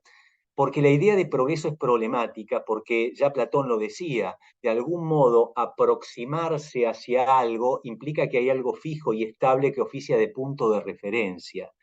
Y entonces, ¿qué implica para el ser humano perfeccionarse? ¿No? Un transhumanista dice, ser más inteligente es perfeccionarse, y en cierto sentido sí, pero en cierto sentido no, porque muchos chistes y series de televisión que me parecían fantásticas, si son más inteligentes me va a parecer un bodrio. Entonces, no es tan claro qué significa perfeccionarse, por eso hay algunos transhumanistas que son como más progresistas, y en estos son iluministas, y otros que son aún más escépticos y dicen, no sé si estamos progresando, estamos simplemente haciendo lo que tenemos ganas de hacer, ¿no? Y ahí podrías un poco explorarlo. Y luego hay un autor francés que se llama Philippe Verdoux, que tiene un artículo muy interesante de crítica a la idea de progreso científico. Él dice, la idea de progreso científico es una idea que hay que criticar profundamente. Él critica esa idea y luego, a pesar de criticar eso, se autodefine transhumanista como diciendo que es el mejor futuro posible. Pero en la primera parte de su artículo, que les puedo pasar después, él habla de este tema de que no podemos confiar en que la ciencia tenga un papel mesiánico, porque a medida que la ciencia soluciona problemas, suscita otros y crea nuevas necesidades, con lo cual el círculo es mucho más complejo. La cara positiva es visible, pero muchas veces la cara negativa no lo es tanto, y en la valoración de consecuencias positivas y negativas, por supuesto que como toda ponderación, es altamente subjetiva y variable. Pero sí, coincido con vos, yo lo colocaría dentro de lo que es el marco del iluminismo, el proyecto transhumanista. ¿Sí? Te agradezco mucho la pregunta. Bien, no sé si hay alguna pregunta más o alguna objeción o algo para señalarme, también es bienvenido porque siempre se aprende de los errores.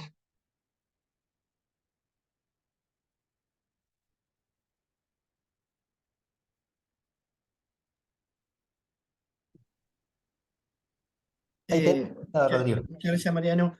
Cuando ahí presentabas las distintas corrientes o lugares que investigan el transhumanismo, había uno que decía transhumanismo cristiano. Ah, Algo. sí. Y eso, que hay una compatibilidad, ¿cómo lo ven? Bueno, es un autor de apellido Cole Turner que intenta una conciliación entre el transhumanismo y el cristianismo. Yo lo leí un poco porque también me resultó muy llamativo, y digo, lo leí un poco porque no lo leí en profundidad y todo. Hecha esta aclaración, lo poco que leí me parece una conciliación un poco forzada. ¿En qué sentido? En que se transforma al transhumanismo en algo trivial. O sea, si vos decís, en la tesis central del transhumanismo es que el ser humano y la tecnología, o la naturaleza humana y la tecnología están implicadas, obvio que es así, o sea, sí, o sea, es cierto, pero yo no lo llamaría transhumanismo, eso es humanidad, lisa y llana, no podemos ser de otra manera. Si vos veis que el transhumanismo es eso, ¿puede haber un transhumanismo cristiano? Sí. Ahora, si vos te metés realmente en las tesis más profundas y en los sueños más profundos transhumanistas, ya el tema empieza a ser mucho más delicado, y ahí es donde me parece que la amalgama que ellos proponen es como menos digerible. Termina siendo un transhumanismo licuado y un cristianismo también licuado. A mí me hace acordar, claro, vos no existías, pero cuando yo era joven y estaba en el colegio secundario, todavía llegaban los últimos coletazos de la teología de la liberación. Como me gustaba mucho leer, leía bastante, y siempre me dio esta misma sensación, ¿no? Como decir, bueno, si uno toma del marxismo la reivindicación cierta que hay de una idea de justicia, bueno, hasta ahí sí, pero si vos lo lees a fondo, no. Y entonces, a mí me parece que es eso, es una conciliación que en la superficie anda, pero cuando te vas más profundamente, ya no. Y luego, dentro de lo que es el programa transhumanista, sí, de nuevo, yo ahí sería prudencial, o sea, caso por caso, punto por punto. Si vos me decís la modificación de la biología para corregir enfermedades, y obvio que sí, los primeros hospitales nacen bajo el amparo de la tradición judeocristiana, y no está mal, y, digamos, y el humanismo clásico también no está mal. Ahora, todos los temas que tienen que ver con la identidad sexual, la procreación, el envejecimiento mismo y la muerte son más delicados, y entonces habrá que ver hasta qué punto. Por eso creo yo que, o yo no me animo a dar una respuesta global y monolítica. Hay muchas lecturas de ese tipo, por ejemplo, yo tengo muchos amigos que hacen una lectura medio conspiracionista del transhumanismo, como viéndolo como una especie de movimiento demoníaco que viene a terminar con la vida humana sobre la faz de la Tierra. Qué sé yo no puedo estar seguro de eso, no sé. Quizás sí, no niego, pero la verdad que no me consta. Lo que a mí sí me consta es que lo que está escrito tiene cosas que me gustan, cosas que me entusiasman, cosas que me dejan perplejo y cosas que no. Y ahí es donde hay que trabajar muy fino. Pero, de nuevo, hay que tomarse el trabajo de leerlo. Yo creo que una autocrítica que nos tenemos que hacer, y lo digo como católico, y lo digo porque algunos congresos de transhumanistas que asumo, es que muchas veces criticamos las cosas sin leerlas, ¿no? Y entonces, en concreto, estuve en Madrid en un congreso muy importante internacional sobre transhumanismo, donde se acusaba a los transhumanistas de postular sus cosas sin reparos morales. Y eso no es verdad. O sea, los tipos hacen un montón de reparos morales, desde sistemas éticos que yo no comparto. Pero no es cierto que no haya una discusión moral. Hay una discusión moral muy encendida sobre estos temas. Entonces, lo primero que te diría es leer, meterse a fondo y después animarse a ponderar y correr ese riesgo de ir viendo caso por caso y punto por punto qué razones hay. No aceptar en bloque, lo cual es naif y estúpido, y no negar en bloque, que también sería superficial, ¿no? Bueno, gracias Rodrigo por la pregunta, gracias Mariano. Bueno, hay un montón de temas más, ojalá que tengamos alguna otra oportunidad y ojalá presencialmente, pero seguramente Mariano y muchos tenemos otros compromisos ahora. Así que bueno, Exacto. muchas gracias. Interrumpo la grabación.